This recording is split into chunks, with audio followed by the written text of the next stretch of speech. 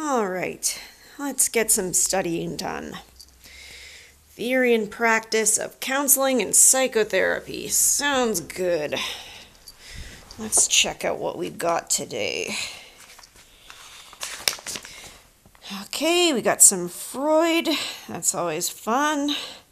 Adlerian therapy. Person-centered therapy. Always thought Carl Rogers was a super chill dude. Gestalt therapy. Behavior therapy. Oh no. Well, I don't know. Maybe I'm just being overly pessimistic. Maybe they'll have some interesting insights into human behavior. A central concept in feminist therapy is the psychological oppression of women and the constraints imposed by the socio-political status to which women have been relegated.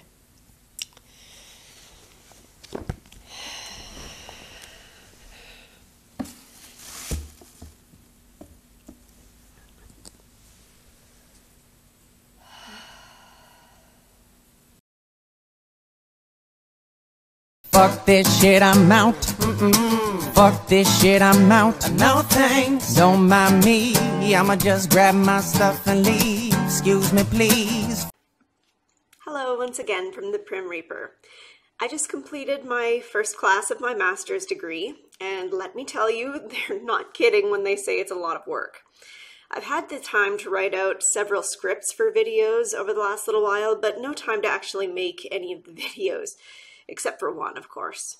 But now that I've done this class, let's see what I can shake loose.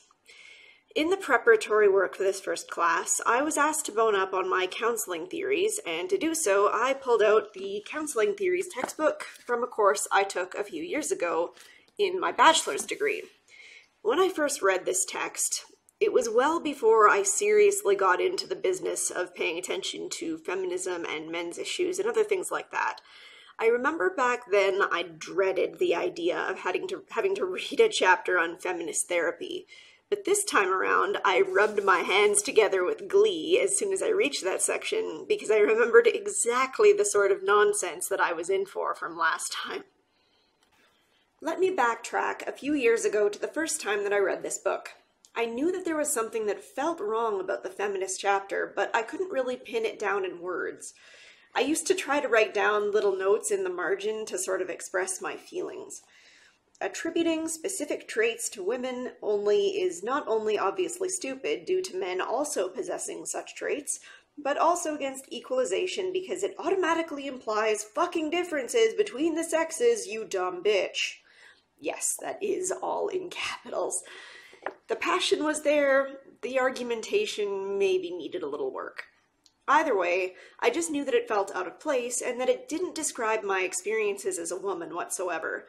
Other than the notes that I wrote, I just tried to get through it as quickly as possible so that I didn't have to think about it anymore. This time around, the reasons why I have such a problem with it are so clear to me that I frankly don't understand how I didn't see it before. To begin with, let's explore some first impressions of all the different chapters of this book. Depending on the chapter you're reading, you generally get a main theme. Even simpler, a most common word. In Freudian therapy, that might be unconscious or subconscious. In Carl Rogers' person-centered therapy, it might be unconditional positive regard or empathy. In behaviorism, it might be reinforcement. In the feminist chapter, however, that word is oppression. I'm not even kidding, I counted. In 32 pages of text, they use the word oppression 45 times. The little WM you see there is a white male. It wasn't nearly as often, but they didn't get out of it unscathed. And it's entirely possible that I might have missed some with my eyes glazing over every 5 seconds. Let's get to the next general theme that I noticed, because it's a big one. Where all the other forms of counseling models focused on the individual and how best to help them overcome their life's ills, feminist therapy chooses to do something a little different with their willing victims. I mean, clients. Instead of focusing on concerns specific to that individual, they choose to help the individual see how their problems are as a result of the oppression that they have suffered in society, and to use that individual's negative feelings as a tool to convince them to change society in the way that the therapist sees fit. Oh, you thought I was exaggerating. You might have thought, there's no possible way that something that blatantly messed up could make its way into a textbook about counseling, right? Well, I forgive your hope for humanity, but I'm afraid that I must correct you. Time to do a little reading directly from the text. Number 1. The personal is political.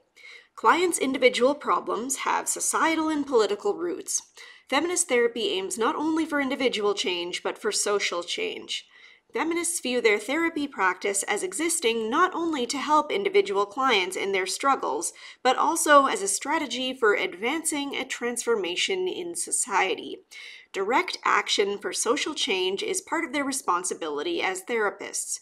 It is important that women who engage in the therapy process, clients and therapists alike, recognize that they have suffered from oppression as members of a subordinate group and that they can join with other women to right these wrongs. Identifying external sources of problems often results in anger, which can be harnessed as energy to take action for change. So, as you guys can see here, if anything, I was downplaying what feminist therapy aims to do. These guys not only want to use people's pain and suffering to forward their own goals, but they actually seek to reframe their problems as the fault of living in a patriarchal society. Gee, I wonder how this could possibly go wrong. Let's continue down the list. There's a nice little section here in number 2 that says, diverse sources of oppression, not simply gender, are identified and interactively explored as a basis for understanding the concerns that clients bring to therapy. And then number 3, definitions of distress and mental illness are reformulated. Feminist therapy rejects the disease model of mental illness. Instead, feminist therapists consider intrapsychic and interpersonal factors as only partial explanations for the pain that brings people to therapy. External factors are also highly influential. Psychological distress is reframed not as disease, but as a communication about unjust systems. Pain is defined not as evidence of deficit or defect, but as evidence of resistance and the skill and will to survive. Resistance is seen as an indicator that the person is able to remain alive and powerful in the face of oppression. Oh my God, it's hard to even read this. Furthermore, by considering contextual variables, symptoms are reframed as survival strategies. Women's responses to pathological environmental forces are not viewed as symptoms, but rather as creative strategies for coping with society's oppression.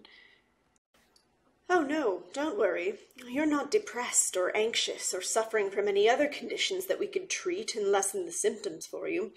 You're just a victim of a patriarchal society, and your feelings of sadness and anxiety are secretly strengths propelling you through an unjust world. Medications and treatments and problem-solving methods are part of the patriarchy. We're just going to teach you how to use these bad feelings to alter society in ways that we see fit. Buy now, that'll be $200. Number 4. Feminist therapists use an integrated analysis of oppression. Gender is an essential consideration in feminist therapy, both in terms of oppression and in terms of differences that may influence one's understanding. Feminist therapists recognize that both women and men are affected by being raised in a culture where the sexes are differently privileged. Men who have learned that vulnerability is a weakness may have difficulty expressing emotions in and outside the therapeutic relationship. Women who have learned to subordinate their own wishes to care for their families may have difficulty identifying and honoring what they want out of therapy. Yes, I'm totally sure that a feminist therapist will do everything in their power to see to it that they treat men and women equally in the therapeutic relationship. I mean, they're only entirely focusing on how the patriarchy has oppressed women, and that's why they're feeling depressed. Men, you see, it's entirely your fault for propping up this system that prevents you from expressing your feelings. Don't you feel so much better about your life now that you've come to my therapy? Let's paint a scenario here. I suffered at the hands of my abusive stepmother for most of my childhood. For a while there, it had a pretty serious negative effect on my life. Now, let's pretend for the sake of this example that I had a twin brother who suffered the same abuses as I did. Now, let's pretend that as adults, my twin brother and I decide independently to seek counseling, and we coincidentally and unknowingly choose the exact same therapist who happens to be a feminist therapist. I don't know why we would choose that, but just for the sake of this example, let's play it out. Now, even though we have exactly the same problem and are suffering from the same depression, how do you think the feminist therapist is going to treat us? Do you think she's going to suggest different things for both of us? Do you think she's going to place differential blame on my brother than she would place on me? Is she somehow going to take our depression at having been abused and tell us that this is fuel that we can use to change society? In what way? Is she going to minimalize the blame on my stepmother because she's a woman? Is she going to try to bring our father into it, despite his near total lack of relevance to the situation?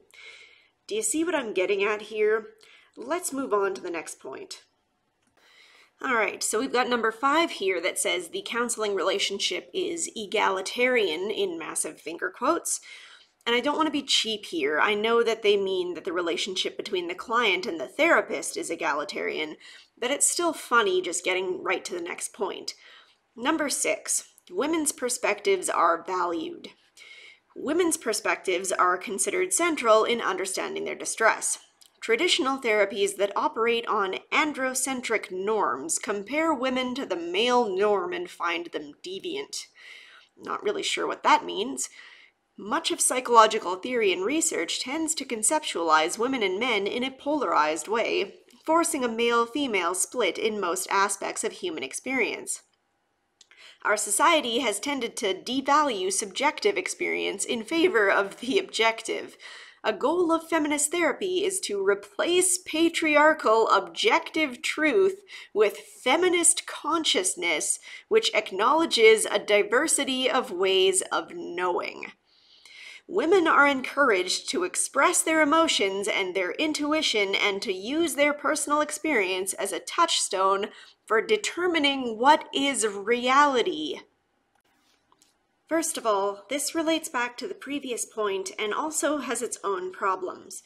If they felt the need to state explicitly that women's opinions are valued, then what does that mean for men's opinions?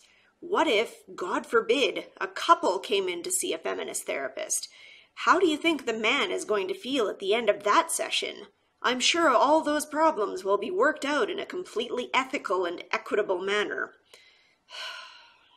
But enough about that. Did you notice how they literally said that they want to replace objective truth with feminist consciousness?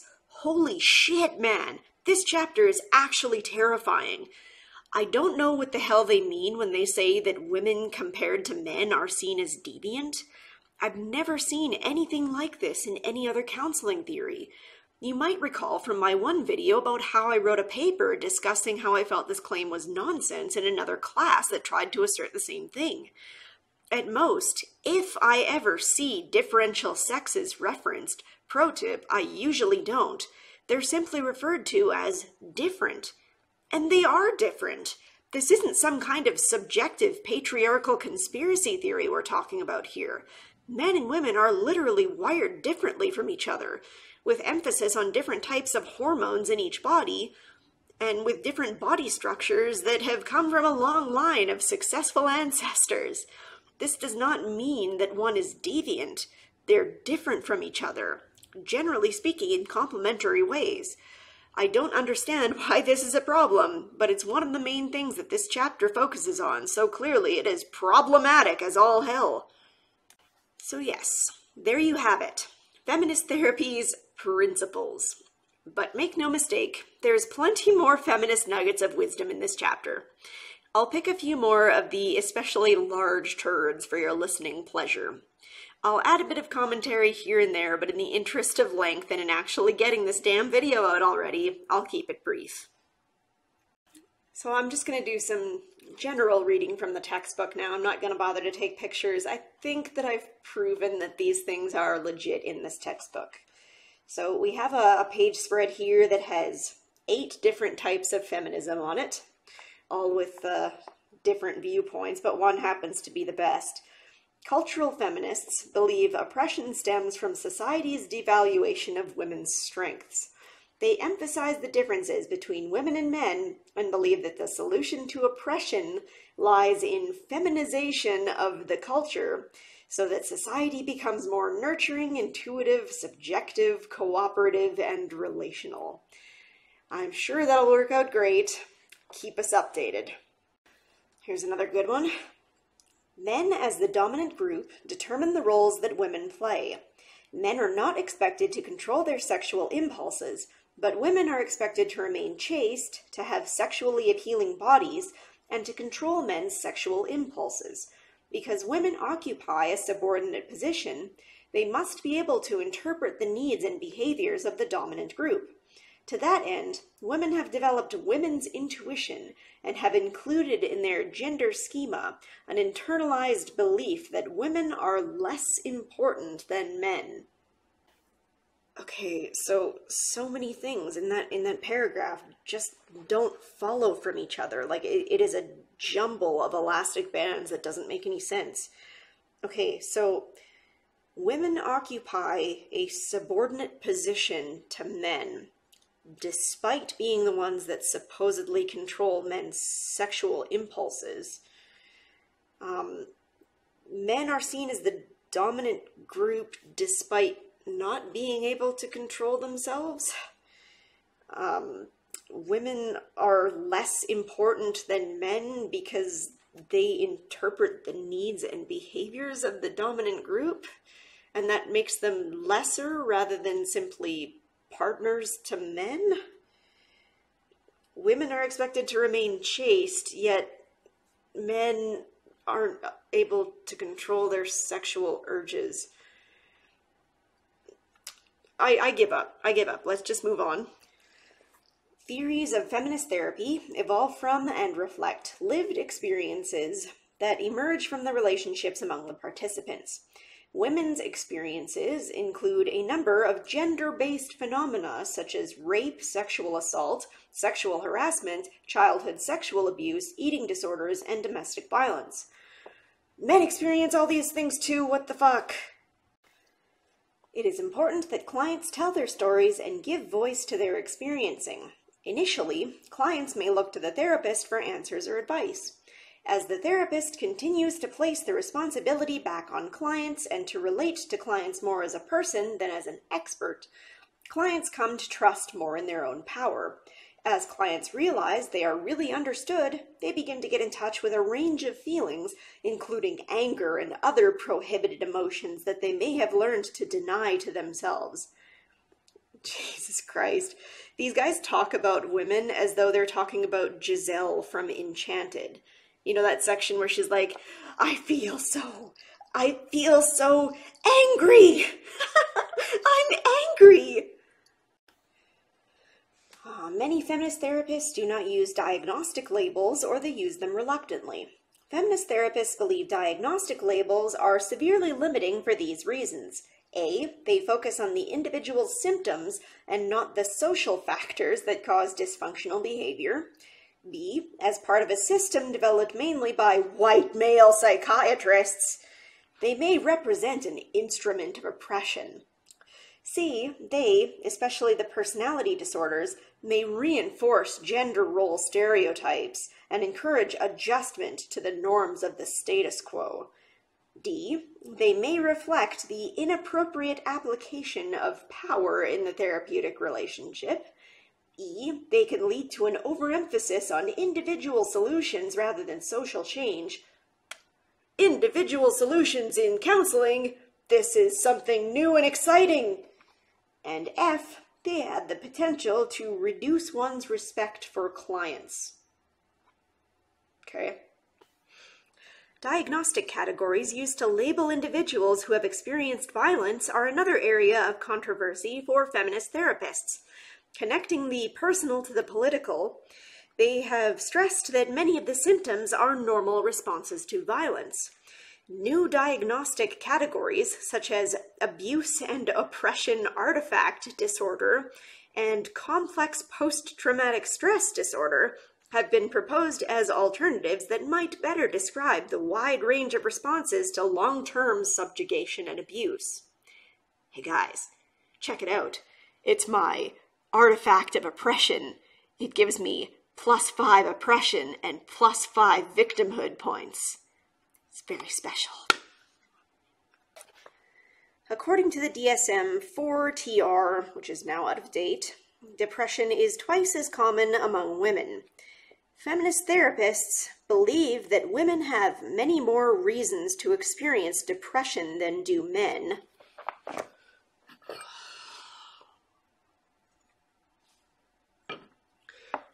Eat a dick. And they often frame depression as a normative experience for women. Women are often financially disadvantaged or dependent, relationally submissive, and strive to please others by anticipating their needs.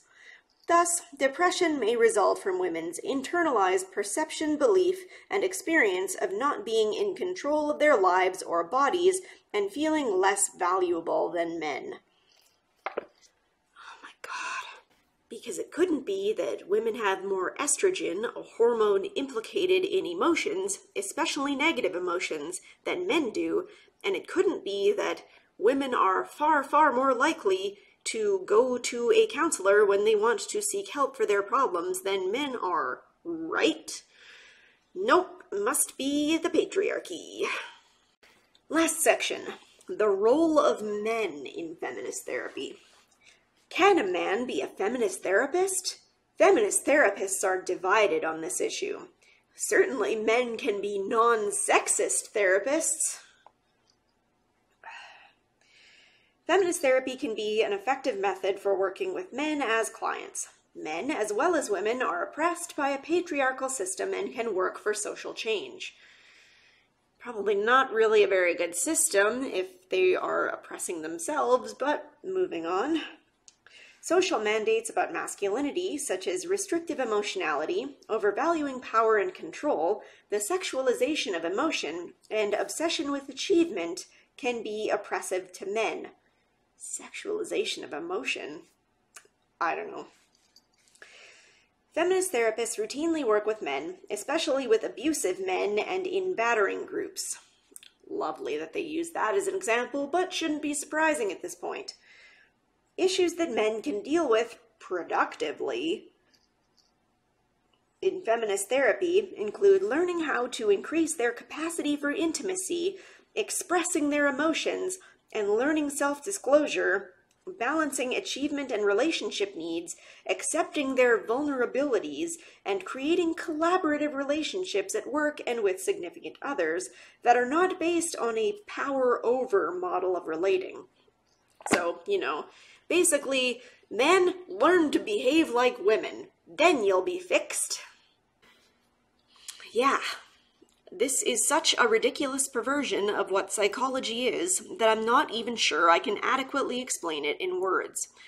The idea of twisting someone's pain and suffering to accomplish your ends, of taking what they're experiencing and making them believe that it's a puzzle piece in the patriarchal jigsaw of society that they need to go forth and smash, I don't think that I can properly elucidate how much that disgusts me. Psychology is supposed to be about helping people overcome their difficulties, about teaching them ways that they can overcome their negative cognitions and find more positive and productive ways of behaving in the world. It's supposed to be about giving people strength. But no, not only are these people placing the added burden on people of believing that they are in a society, one of the most tolerant and accepting societies, mind you, that hates and oppresses them, but they're then using these people's problems for their own selfish goals. To hell with this method of counseling. Seriously, holy shit. Anyway, I think I'm going to cut this one off here. I feel like I should end this video clarifying that this is only one chapter in this textbook that talks like this. Most of the rest of the counseling theories remain quite neutral between the sexes, and you might be happy to know that cognitive behavioral therapy is still basically the #1 therapy of choice because it has successfully proven its effectiveness for many different problems in scientific testing many times over. I'll bet you can guess how much rigorous scientific research there is for feminist therapy.